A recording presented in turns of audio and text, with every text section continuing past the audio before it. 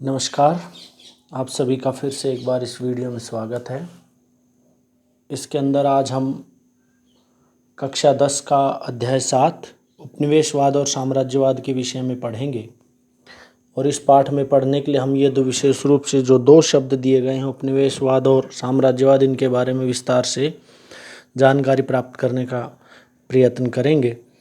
उपनिवेशवाद का अर्थ इतिहास की पुस्तक में लिखा है कि किसी शक्तिशाली देश के द्वारा दूसरे निर्बल और गरीब देश को अपने अधीन लेकर आर्थिक लाभ कमाने की प्रवृत्ति उपनिवेशवाद कहलाती है। यानी जब भी कोई शक्तिशाली देश किसी निर्बल, कमजोर और गरीब देश को अपने अधीन ले ले और अधिक आर्थिक लाभ कमाने की कोशिश करे, उस देश से ज़्यादा धन प्राप्त करने की कोशिश करे, उस प्रवृत्ति को उपनिवेशवाद कहा जाता है। कहता है कि इसका मुख्य आधार वाणिज्यवाद था, यानी कि धन कमाने का तरीका जो था वो व्यापार था। लेकिन कहता है इस नीति का अनुसरण यूरोप महाद्वीप के देशों ने लगभग 1500 से 1750 ईस्वी के बीच में किया। यानी लगभग 250 साल यूरोप के देशों ने उपनिवेशवाद की प्रवृत्ति को आगे बढ़ाया और संसार के दूसरे देशों को लाभ कमाने के लिए अपने अंडर रखा। लेकिन कहता है जब 19वीं शताब्दी का समय आया तो उपनिवेशवाद ने एक नया रूप धारण कर लिया और उसका नाम पड़ा साम्राज्यवाद। अब पहले उपनिवेशवाद के बारे में जानकारी प्राप्त कर लेते हैं, उसके बाद हम साम्राज्यवाद की बात करेंगे। उपनिवेशवाद के बारे में जानकारी प्राप्त करने के लिए पहले एक बार ये नक्शे के माध्यम से हम थोड़ी सी कोशिश करते हैं जानने की। ये देखिए, ये नक्शा है यूरोप महाद्वीप का। यूरोप महाद्वीप में आप ये देखेंगे Ireland, United Kingdom, Netherland, Belgium, Germany, Poland, Austria, Switzerland, France, Spain और पुर्तगाल। और ये जो नीचे दिख रहा है आपको, ये मेडिटेरेनियन सी है, भूमध्य सागर है। और ये जो नक्शा है ये लगभग पूरे यूरोप को दर्शाता है। अब इस यूरोप के नक्शे के अंदर जो मुख्य मुख्य देश रहे जिन्होंने उपनिवेशवाद को बहुत आगे बढ़ाया, उनमें पुर्तगाल, Spain, France, England, Belgium, Netherlands, Germany, Italy, इन देशों ने काफ़ी हद तक संसार में अपने उपनिवेश बनाए और उपनिवेशवाद की प्रवृत्ति को आगे बढ़ाया। अब इसके बारे में मैं आपको थोड़ा सा बता दूं कि इतिहास की इसी पुस्तक में ये लिखा हुआ है। चलो इसको हम जब वो सामने आएगा तब डिस्कस करेंगे।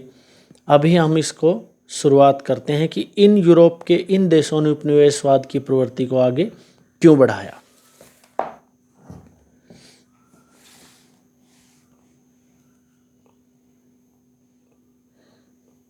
देखिए,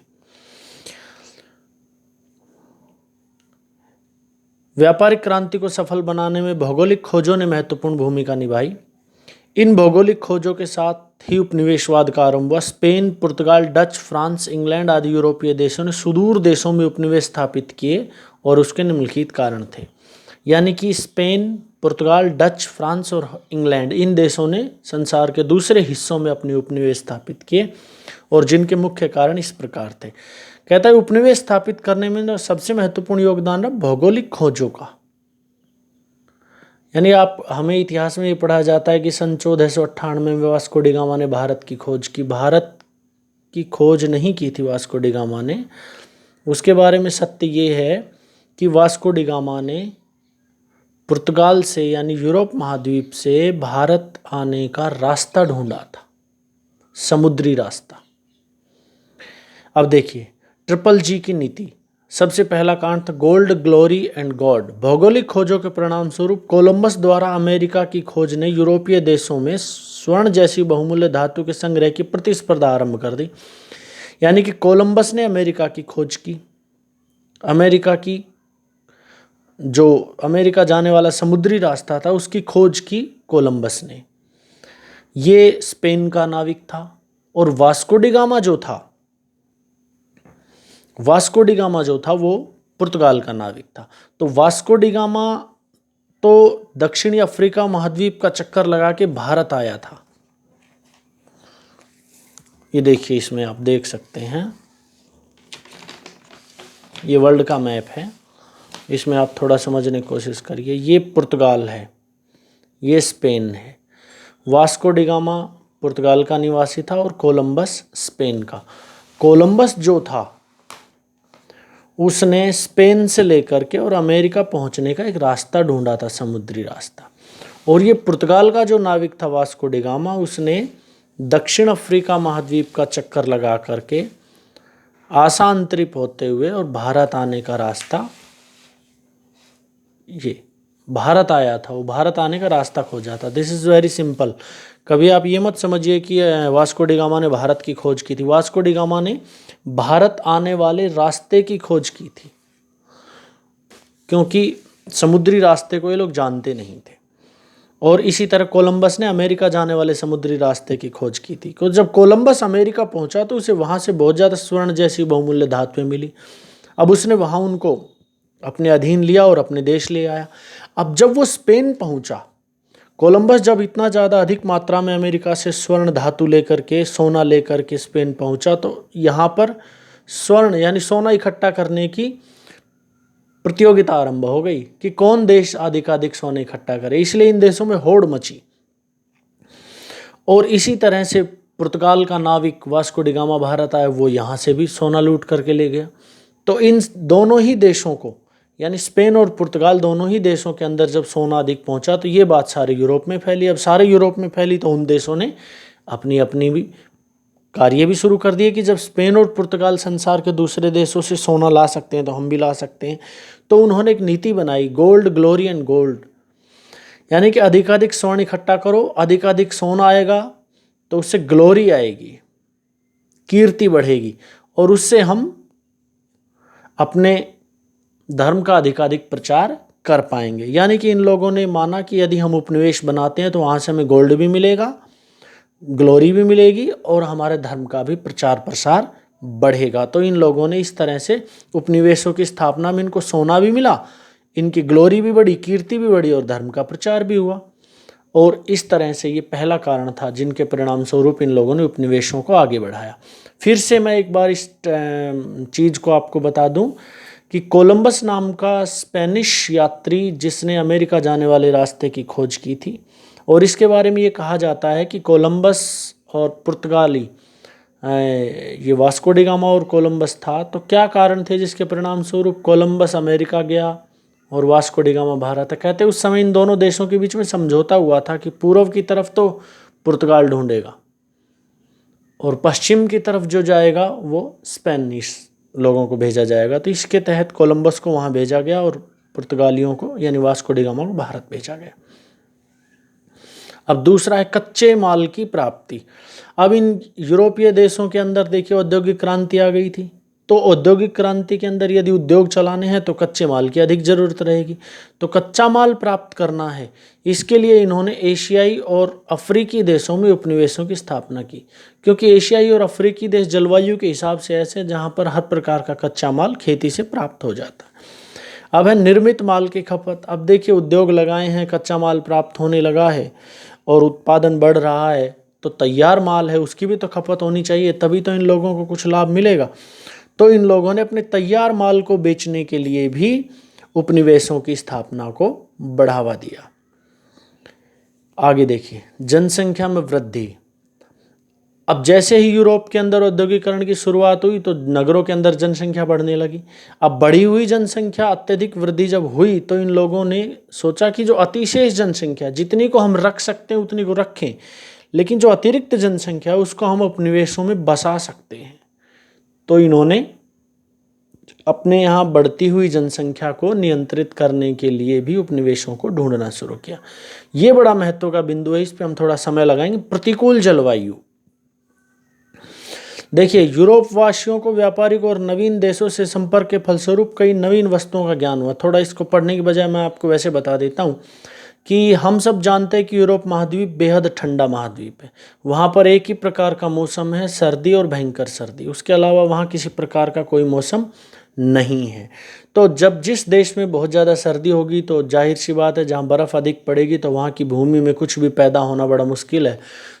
थोड़ा बहुत समय होगा 2-3-4 महीने का जहाँ सर्दी थोड़ी कम होती होगी तो ये लोग कुछ आलू प्याज या गेहूँ वगैरह पैदा कर लेते होंगे। इसके अतिरिक्त तो इनके यहाँ जलवायु में बहुत कुछ पैदा नहीं होता।